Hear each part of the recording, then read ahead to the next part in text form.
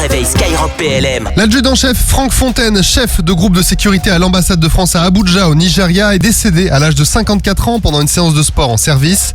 Après avoir fait un malaise, il a rapidement été transporté au service des urgences de l'hôpital le plus proche qui n'a hélas pas pu le réanimer. Ce fils de gendarme avait rejoint la gendarmerie en 1991. Depuis août 2022, il était affecté au groupe de sécurité de l'ambassade de France dans cette capitale africaine. La gendarmerie observera 1 minute de silence en son honneur. Skyrock PLM adresse ses plus sincères condoléances à sa famille et à ses frères d'armes. On poursuit avec un bilan hebdomadaire des opérations françaises en Europe. En Lituanie, 4 Mirage 2005 poursuivent la réalisation des missions d'entraînement interalliés et des missions de police du ciel sur alerte réelle ou simulée dans le cadre de la mission Enhanced Air Policing. La semaine passée, ils ont effectué 5 missions d'entraînement, dont 3 aux côtés des F-16 belges et polonais en simulant des interceptions. En Roumanie, le bataillon multinational a participé à l'exercice Dacian Winter à Bavadag dans le sud-est du pays. Cet entraînement avait pour objectif d'éprouver les capacités d'un détachement de l'état-major franco-belge à se déployer et réagir rapidement.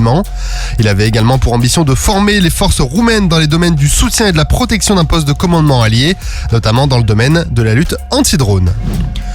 En Côte d'Ivoire, un partenariat opérationnel entre un peloton du 1er bataillon blindé des forces armées de Côte d'Ivoire et une section de la compagnie d'infanterie du 43e bataillon d'infanterie de marine des éléments français en Côte d'Ivoire a eu lieu à l'Académie des forces armées de Zambakro, au nord-ouest de la capitale Abidjan.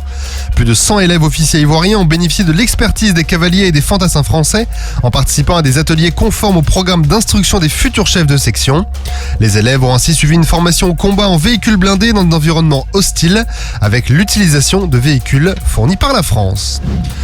Et au Proche-Orient, un officier français a dirigé un symposium sur l'appui aérien rapproché dans le cadre des missions du Conseil du Joint Operation Command Advisory Team à Bagdad en Irak, qui cherche à renforcer les compétences en appréciation de situation, planification et conduite d'opérations interarmées.